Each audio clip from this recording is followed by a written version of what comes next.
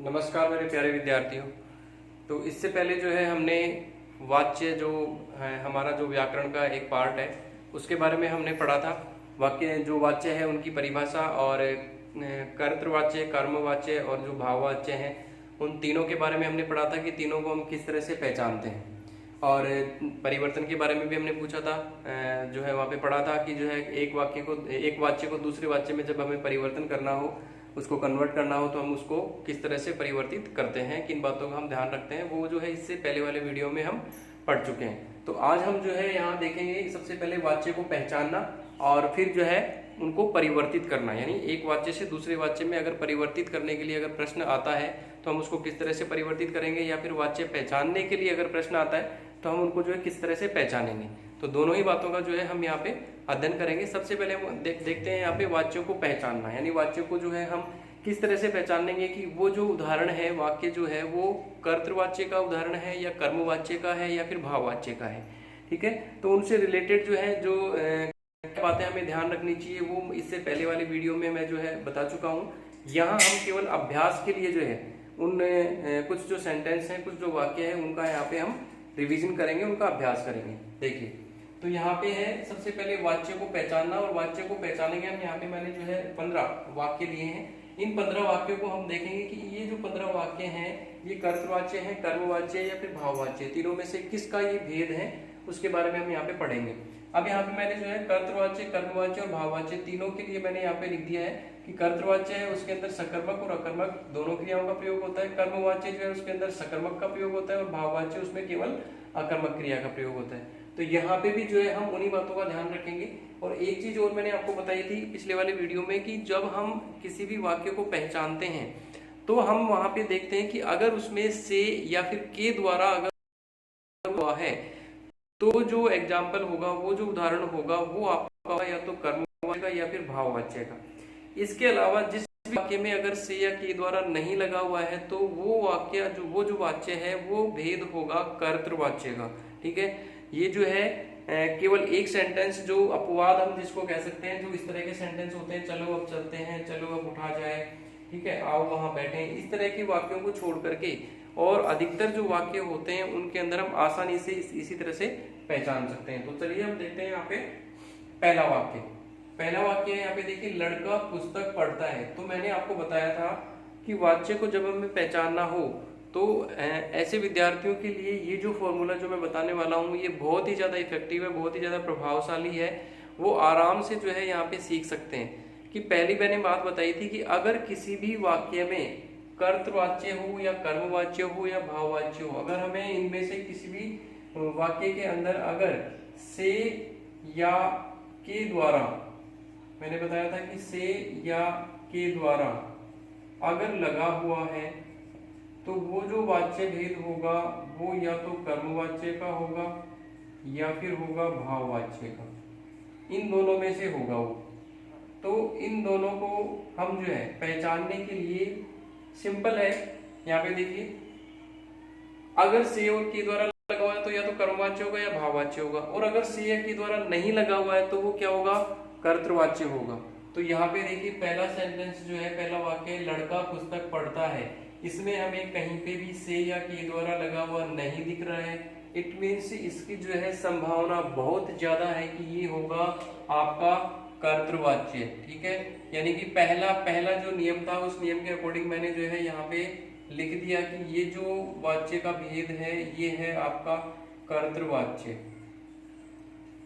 ठीक है, तो ऐसे स्टूडेंट जिनको बहुत ज्यादा परेशानी आती है समझने में, तो वो केवल सिंपल से इस फॉर्मूले से भी ध्यान रख सकते हैं कि से और के द्वारा अगर नहीं है तो वो एग्जाम्पल होगा कर्तृवाच्य का, से और के द्वारा है तो वो क्या होगा, भाववाच्य या फिर कर्मवाच्य का उदाहरण होगा। अब यहाँ पे हम जो है इसको एक तरह से वापस से देख लेते हैं कि क्या हमने जो कर्तृवाच्य लिखा है क्या ये सेंटेंस कर्तृवाच्य का ही है। हमने इस फॉर्मूले के अकॉर्डिंग तो लिख दिया है, लेकिन एक दूसरी बात और हम यहाँ पे ध्यान रखेंगे कि जो कर्तृवाच्य जो उदाहरण होता है वो होता है उसके अंदर जो क्रिया होती है वो आपकी कर्ता के अकॉर्डिंग होती है, यानी कि ये जो क्रिया है यहाँ पे पढ़ना जो क्रिया है ये किसके अकॉर्डिंग होगी, लड़का जो सब्जेक्ट है उसके अनुसार यहाँ पे होगी। अब यहाँ पे देखिए मैंने बताया था कि अगर कर्तृवाच्य में अगर जो सब्जेक्ट है वो एक वचन है और क्रिया जो है उसको हम देखेंगे तो वो भी क्या होगी, एक वचन, यानी कि जो है क्रिया जो है वो सब्जेक्ट यानी कि कर्ता जो है उसके लिंग, वचन और पुरुष के अनुसार ही होती है। यानी कि अगर कर्ता जो है एक वचन है तो क्रिया भी एक वचन, कर्ता अगर पुल्लिंग है तो क्रिया भी पुल्लिंग, कर्ता अगर बहुवचन है तो क्रिया भी बहुवचन होगी। तो यहाँ पे देखिए लड़का जो है यहाँ पे जो है सब्जेक्ट है, कर्ता है, और इसीलिए यहाँ पे देखेंगे कि लड़का एक वचन है यहाँ पे, तो क्रिया भी क्या है, पढ़ता एक वचन है। लड़का यहाँ पे जो है बहुवचन, एक तरह वो पुल्लिंग है, तो यहाँ पे क्रिया भी क्या है, पुल्लिंग है। यानी कि ये एक वचन और पुल्लिंग है तो क्रिया भी क्या है, एक वचन और पुल्लिंग। तो ये दूसरा जो तरीका है, इस तरीके के अकॉर्डिंग भी जो है ये यहाँ पे क्या होगा, कर्तृवाच्य। यानी कि हमने जो है एक तरह से इसको टेस्ट करके देख लिया है कि हमने जो लिखा है ये कर्तृवाच्य सही है या नहीं है। तो ये दो तरीके हो गए। पहला तरीका मैंने बताया था से और के द्वारा नहीं है, कर्तृवाच्य हमने लिख दिया, सिंपल। दूसरा जो है हम इसको देखेंगे कि ये कर्तृवाच्य हमने लिखा है सही है या नहीं है, तो हम देखेंगे कि जो कर्ता है उसके अकॉर्डिंग जो है क्रिया होनी चाहिए। तो कर्ता एक वचन, क्रिया एक वचन, कर्ता पुल्लिंग, क्रिया पुल्लिंग, यानी कि ये सही है। तो ये आपका पहला हो गया। दूसरा देखिए, प्रणव ने कविता लिखी। अब यहाँ पे ये जो ने है ये किसका कारक चिन्ह है, कर्ता कारक का। तो आप यहाँ पे ये भी ध्यान रखेंगे कि ऐसे वाक्य जहाँ पे ने कारक चिन्ह का प्रयोग हो रहा है वो आपके अधिकतर मैक्सिमम जो है उसकी भी संभावना यही होगी कि वो आपका कर्तृवाच्य होगा। तो यहाँ पे ये जो है ये भी आपका कर्तृवाच्य है, क्योंकि इसके अंदर ने जो है वो कारक चिन्ह किसका है, कर्ता का, और इसलिए ये भी क्या होगा आपका कर्तृवाच्य। यानी कि दूसरा जो वाक्य है आपका वो भी कर्तृवाच्य का ही उदाहरण है। अब हम देखते हैं तीसरे वाक्य पे, मां रो भी नहीं सकती। अब यहाँ पे जो है ये जो है सकना ये क्रिया है, और शक्ति यहाँ पे ये देखिए स्त्रीलिंग है, और माँ जो है यहाँ पे ये स्त्रीलिंग है।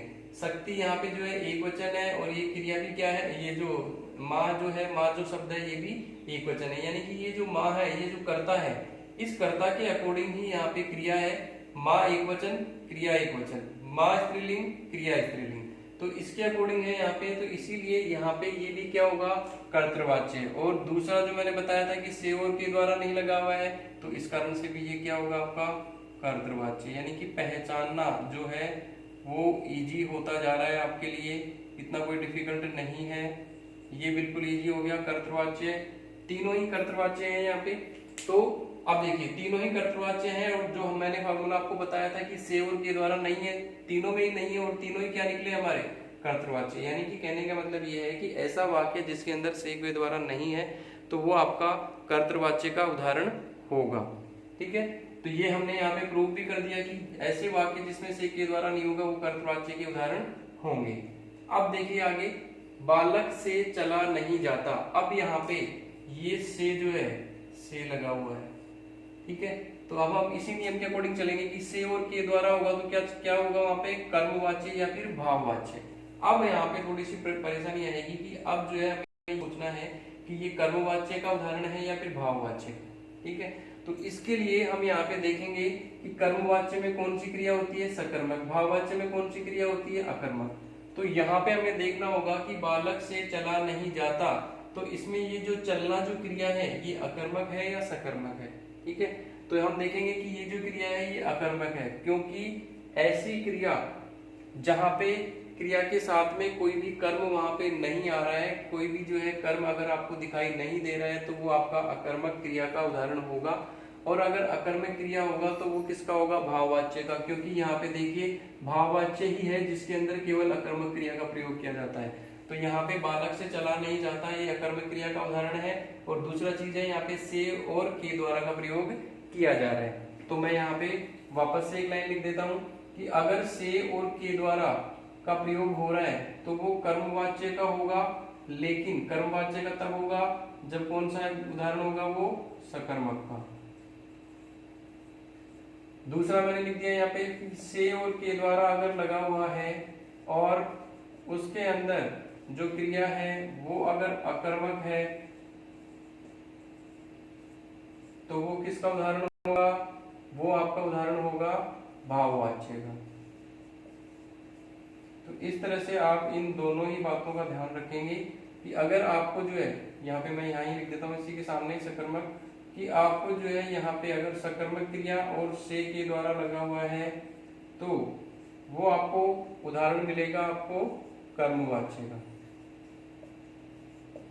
और अगर से और के द्वारा लगा हुआ है और क्रिया जो है अकर्मक है तो वो उदाहरण होगा आपका भाववाच्य का। तो इस तरह से इन दोनों का आप ध्यान रखेंगे।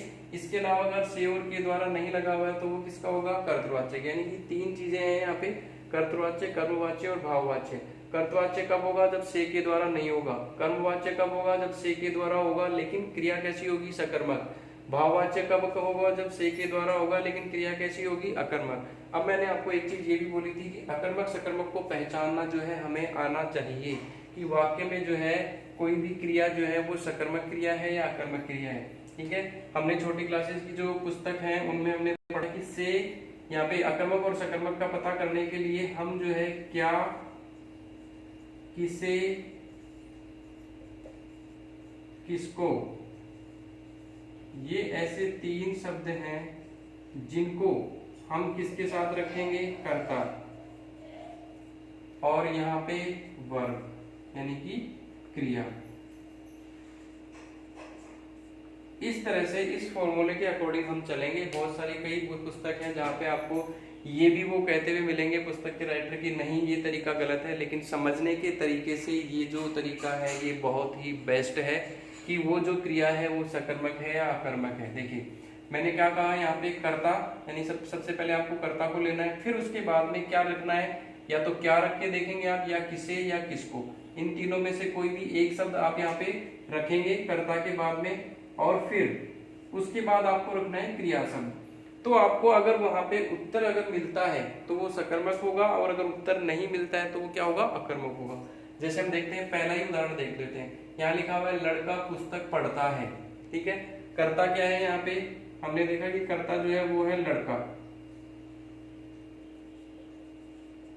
ठीक है, उसके बाद जो है हमें रखना है क्या, तो क्या को मैंने रखा लड़का क्या, उसके बाद क्रिया रखना है पढ़ता है।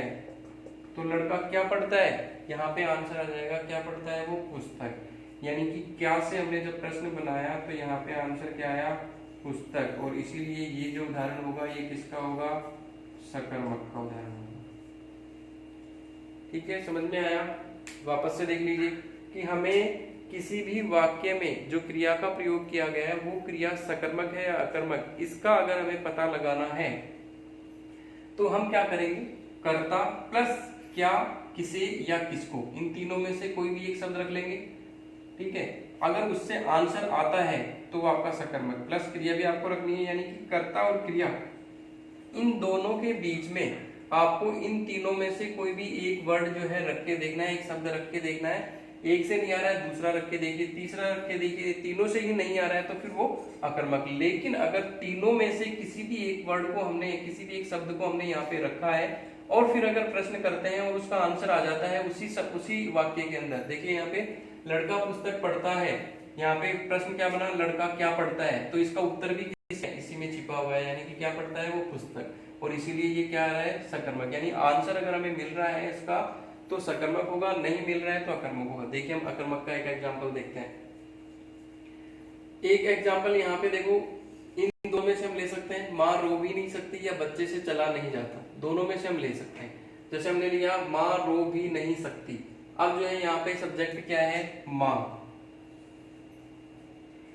उसके बाद क्या रखना है हमें, क्या, किसे या किसको। ठीक है, और उसके बाद क्या रखना है, नहीं सकती, यानी कि जो है एक तरह से ये जो है सकना जो है यहाँ की क्रिया है।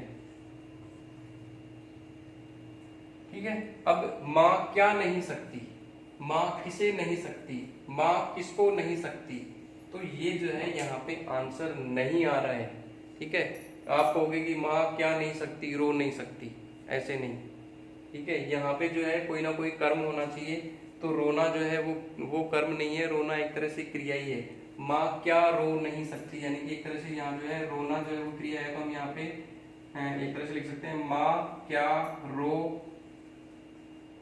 नहीं सकती। ठीक है, तो रोना और सकना दोनों यहाँ पे क्रिया है। तो क्रिया शब्द से पहले ही हमें इनको रखना है क्या, किसे, किसको को। तो माँ क्या रो नहीं सकती, कोई आंसर नहीं आएगा। देखो माँ रो भी नहीं सकती, माँ क्या रो नहीं सकती, तो कोई आंसर नहीं आ रहा है। माँ किसे रो नहीं सकती, माँ किसको रो नहीं सकती, तीनों से कोई आंसर नहीं आ रहा है, और इसीलिए ये क्या होगा, आपका अकर्मक क्रिया का उदाहरण होगा। ठीक है, तो ये अकर्मक क्रिया का उदाहरण है। ठीक है, और यहाँ पे देखिए अब तीनों में मैंने कर्तृवाच्य कर्तृवाच्य कर्तृवाच्य लिखा है, और तीनों में कर्तृवाच्य का रीजन एक ये भी है क्योंकि तीनों में सकर्मक और अकर्मक दोनों आता है। देखो पहले वाला जो है हमारा सकर्मक क्रिया का एग्जाम्पल है कर्तृवाच्य, दूसरा हमारा सकर्मक क्रिया का एग्जाम्पल है कर्तृवाच्य, तीसरा हमारा अकर्मक क्रिया का एग्जाम्पल है कर्तृवाच्य। यानी कहने का मतलब ये है कर्तृवाच्य में अकर्मक और सकर्मक दोनों में से कोई सी भी क्रिया का प्रयोग किया जा सकता है। तो इस तरह से ये जो है हमारा वाक्य को पहचानने का एक तरीका हो गया, सकर्मक अकर्मक को पता लगाने का एक तरीका मैंने आपको बता दिया है। ठीक है, तो अब देखें यहाँ पे तीसरा जो सेंटेंस था, बालक से चला नहीं जाता, तो हम ये देखेंगे कि इसके अंदर से लगा हुआ है, और से और के द्वारा जो है अगर सकर्मक है तो कर्मवाच्य, और अगर अकर्मक है तो भाववाच्य। अब देखें यहाँ पे से और के द्वारा लगा हुआ है, से लगा हुआ है, तो या तो ये कर्मवाच्य होगा या फिर भाववाच्य। कर्तृवाच्य तो हो नहीं सकता क्योंकि कर्तृवाच्य में तो ना तो से लगा हुआ होता है ना ही के द्वारा लगा हुआ होता है। तो अब यहाँ पे ये से लगे होने के कारण से ही हमें जो है यहाँ पे अब ये भी देखना पड़ेगा कि ये सकर्मक है या अकर्मक। देखो बालक से चला नहीं जाता, बालक से क्या चला नहीं जाता, चलना क्रिया है, चलना क्रिया से पहले ही हमें क्या रखना है, किसको रखना है और किसको रखना है, क्या किसे और किसको को रख के देखना है। तो यहाँ पे जो है चलना क्रिया से पहले हमने क्या, किसे और किसको,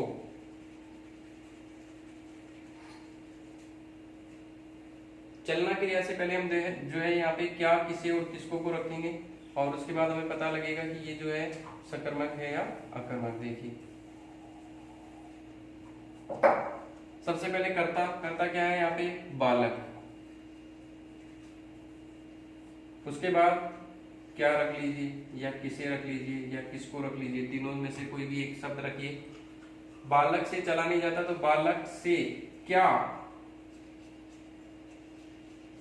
चला नहीं जाता, क्योंकि क्रिया क्या है, चलना।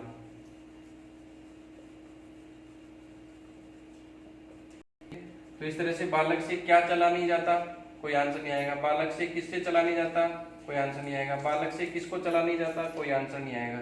यानी कि क्या, किसे, किसको से कोई आंसर नहीं आ रहा है, इसलिए यहाँ पे क्या होगा, ये अकर्मक। ठीक है, अब देखिए अकर्मक है और प्लस इसमें क्या लगा हुआ है, से लगा हुआ है। ठीक है, मैं यहाँ पे लगा देता हूं से। तो बालक से क्या चला नहीं जाता, अब ये अकर्मक क्रिया का एग्जाम्पल है, प्लस इसमें से लगा हुआ है, तो जहां पे भी से और अकर्मक क्रिया होगी, से के द्वारा या अकर्मक क्रिया होगी, वो क्या होगा, आपका भाववाच्य। यानी कि ये जो सेंटेंस है, ये जो वाक्य है, ये किसका है, आपका भाववाच्य का उदाहरण है। तो इस तरह से जो है आप यहाँ पे अकर्मक सकर्मक को पहचान करके और भाववाच्य और कर्मवाच्य का उदाहरण पहचान सकते हैं। दूसरा देखिए, मुझसे सुबह नहीं उठा जाता। अब यहाँ पे मुझसे सुबह नहीं उठा जाता, इसमें भी आप देखेंगे कि यहाँ पे ये जो है सकर्मक का एग्जाम्पल है या अकर्मक का एग्जाम्पल है। ठीक है, यहाँ पे देखो से एक तरह से जो है मिला हुआ है यहाँ पे। ठीक है, तो मुझसे सुबह जल्दी नहीं उठा जाता। अब यहाँ पे ये जो उठना जो है, ये क्रिया भी क्या है, अकर्मक है। हम इसी तरह से इसको भी पता कर सकते हैं कि मुझसे सुबह क्या, जल्दी उठना एक तरह से क्रिया है, मुझसे सुबह क्या जल्दी उठा नहीं जाता।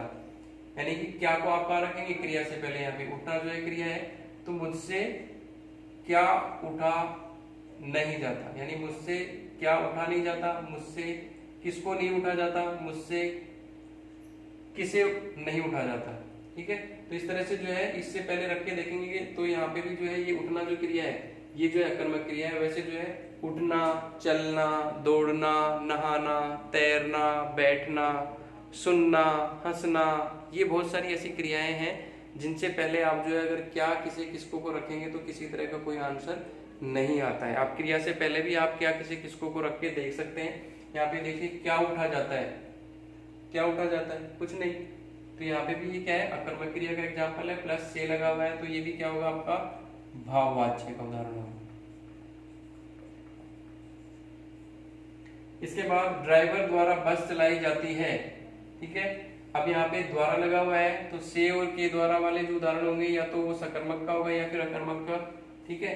और इन दोनों में से और के द्वारा में से और के द्वारा में जो है या तो कर्मवाच्य का होगा या फिर भाववाच्य का होगा। अब कर्मवाच्य का तब होगा जब सकर्मक होगा, तो इसमें देखिए ये सकर्मक है क्या, ड्राइवर द्वारा, द्वारा तो लगा हुआ है। अब ये सकर्मक है या अकर्मक, क्या चलाई जाती है, चलाई जाती है क्रिया है, क्या चलाई जाती है, बस चलाई जाती है, यानी कि ये क्या है, सकर्मक का एग्जाम्पल है। तो सकर्मक प्लस से या के द्वारा, तो सकर्मक प्लस से या के द्वारा लगा हुआ है, तो इसलिए ये क्या होगा आपका कर्मवाच्य।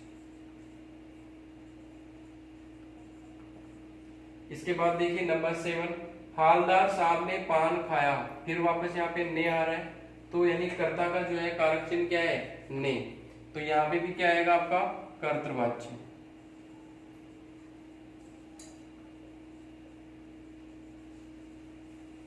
इसके बाद है पक्षी आकाश में उड़ते हैं, ठीक है।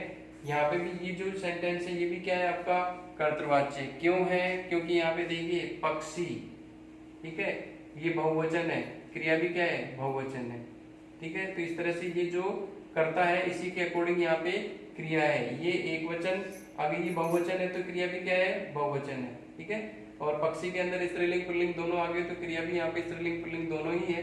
हमें इससे पता नहीं लग रहा कि स्त्रीलिंग है पुल्लिंग है, यहाँ पे भी पता लग रहा है स्त्रीलिंग है पुल्लिंग है, क्योंकि पक्षी बहुत सारे हैं, स्त्रीलिंग पुल्लिंग दोनों ही है उसके अंदर।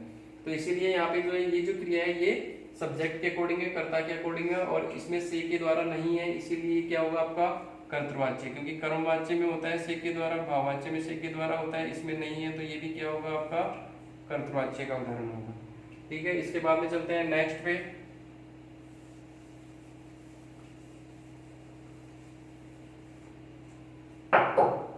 चलो अब चलते हैं, इस तरह का सेंटेंस मैंने आपको पिछले वाला जो वीडियो है उसके अंदर मैंने आपको बताया था कि चलो अब चलते हैं, चलो अब दौड़ते हैं, चलो अब उठते हैं।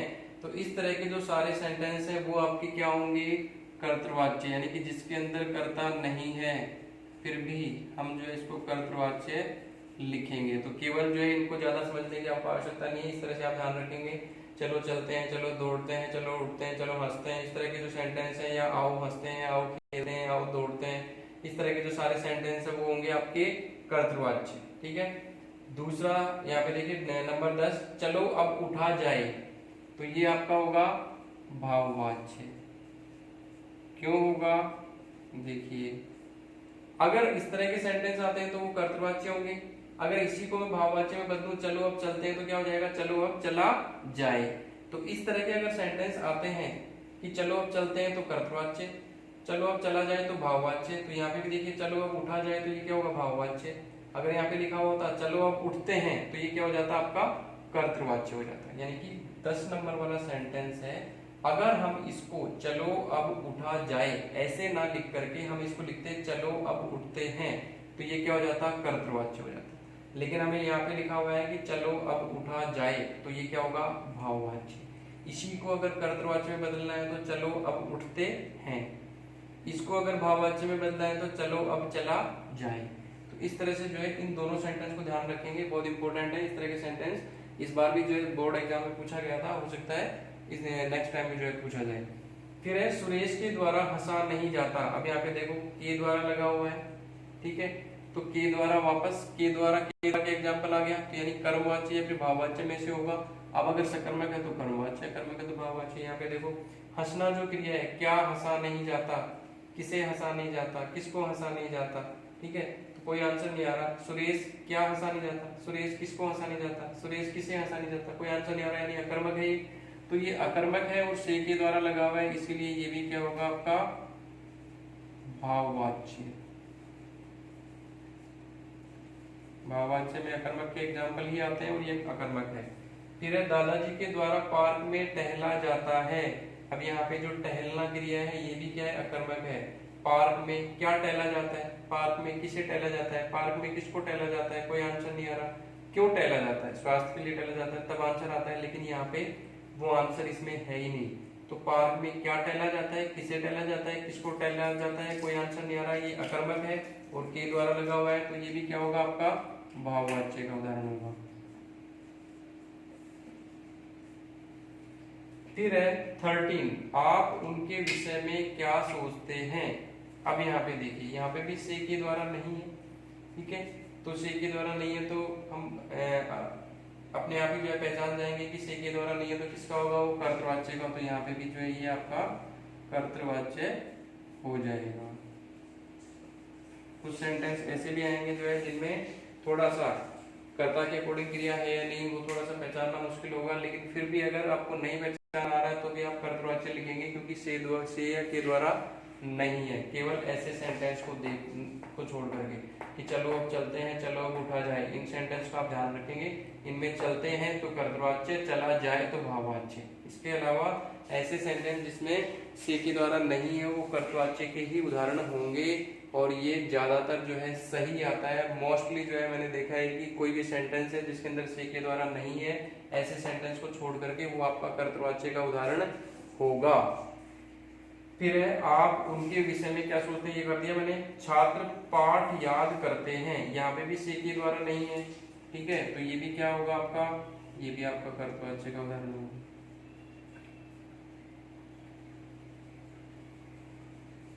इसके बाद में आओ वहां बैठें, देखो मैंने बोला था आओ वहां चलें, आओ वहां चलते हैं, आओ वहां बैठते हैं, तो आओ वहां बैठें, तो ये भी क्या होगा आपका कर्तृवाच्य। अगर ये इस तरह से होता आओ वहां बैठा जाए तो ये हो जाता फिर आपका भाववाच्य, तो ये भी आपका क्या होगा कर्तृवाच्य। तो इस तरह से जो है यहाँ पे हमने देखा कि अब यहाँ पे देखिए वापस से अगर हम देखें, इसमें से के द्वारा है नहीं है कर्तृवाच्य, इसमें से के द्वारा है नहीं है लेकिन ने कारक चिन्ह कर्ता का तो कर्तृवाच्य, इसमें भी से के द्वारा नहीं है तो कर्तृवाच्य, इसमें से है तो भाववाच्य या कर्मवाच्य, तो भाववाच्य हो गया क्योंकि अकर्मक क्रिया है। मुझसे सुबह जल्दी नहीं उठा जाता, इसमें भी देखो से के द्वारा नहीं है लेकिन यहाँ पे से मुझसे में मिला हुआ है इसीलिए, और अकर्मक क्रिया है तो ये भाववाच्य। फिर ड्राइवर द्वारा, इसमें देखो द्वारा लगा हुआ है और क्रिया जो है सकर्मक है तो कर्मवाच्य। फिर हवलदार साहब ने पान खाया, इसमें से के द्वारा नहीं है कर्तृवाच्य। पक्षी आकाश में उड़ते हैं, इसमें से के द्वारा नहीं है कर्तृवाच्य। चलो अब चलते हैं, इसमें से के द्वारा नहीं है कर्तृवाच्य। चलो अब उठा जाए, मैंने बताया था कि भाववाच्य। इस तरह के सेंटेंस की चलो अब उठते हैं कर्तृवाच्य, चलो अब उठा जाए तो भाववाच्य। फिर सुरेश के द्वारा हंसा नहीं जाता, के द्वारा लगा हुआ है, क्रिया कर्मक है तो भाववाच्य। फिर दादाजी के द्वारा जो है पार्क में टहला जाता है, तो क्रिया जो है यहाँ पे अकर्मक है, से के द्वारा है तो भाववाच्य। फिर आप उनके विषय में क्या सोचते हैं, यहाँ पे जो है ये जो सेंटेंस है से के द्वारा नहीं है इसके अंदर, इसलिए क्या होगा आपका कर्तृवाच्य। फिर छात्र पाठ याद करते हैं, यहाँ पे भी से के द्वारा नहीं है कर्तृवाच्य। आओ वहां बैठे, यहाँ पे भी से के द्वारा नहीं है तो कर्तृवाच्य। यानी कहने का मतलब ये है मोस्टली सेंटेंस जो है जिसके अंदर से या के द्वारा नहीं लगा हुआ है वो आपका कर्तृवाच्य का उदाहरण होगा। इसके अलावा जो से या के द्वारा जिसमें लगा हुआ है आप उसमें सकर्मक और अकर्मक क्रिया का ध्यान रखेंगे। वैसे जनरली जो है बहुत सारी जो क्रिया होती हैं, जिनमें से कुछ मैं क्रियाएं यहाँ पे लिख देता हूँ आपको कि कौन कौन सी क्रियाएं जो है अकर्मक होती हैं। देखिए अकर्मक क्रिया के मैं कुछ उदाहरण यहाँ पे लिख देता हूँ आपको कि जैसे उठना, सोना, रोना, दौड़ना, तैरना, हंसना, ये क्रियाएं हैं, ठीक है। उठना, सोना, रोना, दौड़ना, तैरना, हंसना, बैठना, ठीक है, और भी ऐसी क्रियाएं। तो ये जो है ऐसी क्रियाएं हैं, इनसे पहले अगर आप क्या लगाएंगे या किसे लगाएंगे या किसको लगाएंगे तो कोई आंसर नहीं आता है। क्या उठता है, किसे उठता है, किसको उठता है, क्या सोता है, किसको सोता है, किसे सोता है, ठीक है।